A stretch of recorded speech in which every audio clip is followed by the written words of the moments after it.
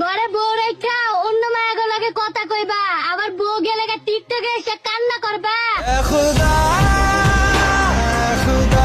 আজকের এই ভিডিওটা করতে গিয়ে আমি 5 বার টয়লেটে গেছি আর 5 বক্স টিস্যু শেষ করে ফেলেছি শুধুমাত্র তার কান্না দেখে।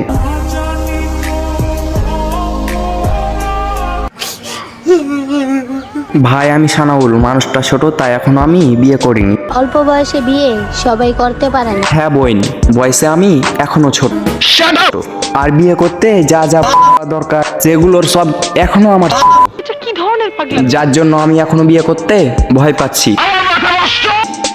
টিকটকার অনেকের বুকে কি যে কষ্ট। কেউ প্রতিষ্ঠিত না হইয়া কখনো বিয়া করবা না। কেন ভাই, কেনার টাকা নাই তার জন্য বউ চলে গেছে? আরে ভাই আপনারাও না, আসলে আমার ভাইটা এখনো অনেক ছোট, তার বউয়ের মতো সারাদিন ঝিলমিলের জন্য কান্না করে। আর ভাইটির বউ হয়তো এই ঝিলিমিলি না দেওয়াই চলে গিয়েছে। কি বলতেছি, কোন বিষয়ে বলতেছি কিছুই বুঝতেছেন না, মাথার তার গেছে ছিঁড়ে। আর ভাই আজকের এই থেরাপি ভিডিওটা বানাচ্ছি শুধু টিকটকার ডিজে অনেককে ঘিরে। সে কিনা অল্প বয়সেই পেকে গিয়েছে, বানাই ফেলেছে বধূ, ফুল টাইম সে বউ ব্যবসা করে। আর খাইতে বসার সময় তাদের পেয়ার দেখলে আমার চেপে যায়। আর এখন আপনারা বলতে পারেন এদের ভালোবাসা দেখে আপনার এত জ্বলে কেন?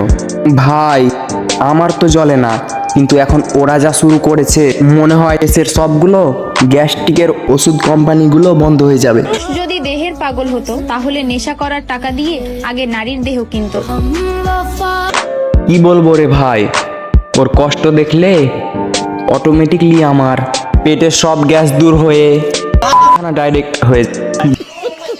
আমরা অল্প বয়সে বিয়ে করছি দেখা আমাদেরকে পৃথিবী থেকে সরাই দিতে। বোন আপাতত তুই পৃথিবী না সোশ্যাল মিডিয়া থেকে সরে যা। মাত্র মৃত্যু ছাড়া আমাদের দুজনকে কেউ আলাদা করতে পারবে না। নাটক মারাইস, তাহলে তোর জামাই কান্দে কেন? একটা ফালতু মেয়ের প্রেমে পড়া তোর মনে আমি অনেক কষ্ট দিছি রে মা। একটু আগে বউর সাথে দাঁড়িয়ে কি যেন একটা ডায়লগ দিলা ভাই।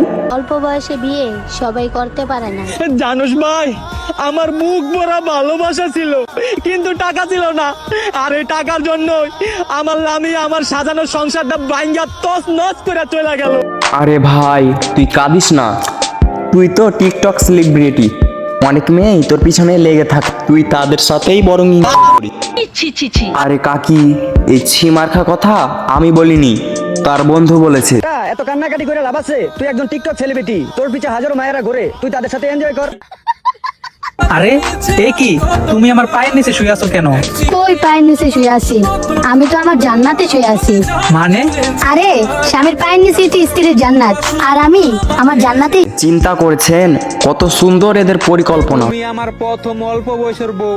এখন কি আপনাদের জেনে নিতে ইচ্ছা করে না যে এর বউ কেন একে ছেড়ে গেল? ঘরে বউ রেখা অন্য মায়ের লাগে কথা কইবা, আবার বউ গেলে টিকটকে এসে কান্না করবা। যেই কথা সেই কাজ, ভাই এখন পাগল হয়ে গেছে। কেউ প্রতিষ্ঠিত না হইয়া কখনো বিয়া করবা না, নইলে আমার মতো অবস্থা হবে। এই ছাগলে কইতেছে সে টাকার জন্য ছেড়ে গিয়েছে, আর বউয়ে কইতেছে মেয়ের জন্য ছেড়ে গিয়েছে। আরে এরা তো এখন ভিউ ব্যবসা শিখে গেছে, এই যে তার প্রমাণ। লামি আমার ছাইরা গেছে? আরে না, লামি আমার কাছে আছে। আর লামিয়ারে নিয়া ইউটিউবে একটা ভিডিও দিছি, ইউটিউবের লিংক আমার টিকটক বাইরে দেওয়া আছে। দেখছেন, কয়েকদিন নাটক করেই এখন সে চ্যানেল দাঁড় করতে এসছে। আমি 100% শিওর যে আপনারা এখনো এই কাপলদের চিনতে পারেননি, এরা তো ওই পিরিয়ড আপার অনুসারী, এই যে তার প্রমাণ। আজকে 3টা রোজা, কিন্তু আমি এই 3টা রোজার একটা রোজাও রাখতে পারি নাই। এই কষ্টটা শুধু একটা মেয়েই বুঝতে পারবো। তোরে ঝাড়ু দিয়ে ফিরামু, ঝাড়ু। তোর কি লজ্জা শরম বলতে কিচ্ছু নাই? এই কথা আবার আইসা অনলাইনে কস। শোন, মানুষ এখন সবই বুঝে, তোমার আইসা অনলাইনে বলার দরকার নাই। আসলে তার বউকে অনলাইনে এসে এসব বুদ্ধিটা কিন্তু সেই দিয়েছে। নিজের বউডারে বুঝাও না। দাদা নাটক করেই 3 মিলিয়ন বানিয়ে নিয়েছে। ভাবা যায় মানুষ এগুলা সহ্য করে কিভাবে? আরে এর কান্নাকাটি দেখলে তো আমার ডাইরেক্ট হয়ে যায়। এই কলিজার বউ দুইটা পায়ে ধরে কই কিন্তু এগুলো দেখলে পাবলিক তার ফ্যান হয়ে যায় কিভাবে?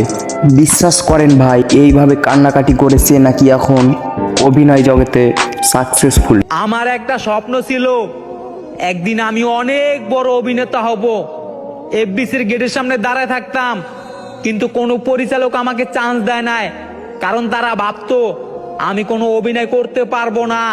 তাই আমি নিয়ত করলাম এমন অভিনয় করব, অভিনয় করে বাংলাদেশের মানুষকে কাঁদিয়ে ছাড়বো।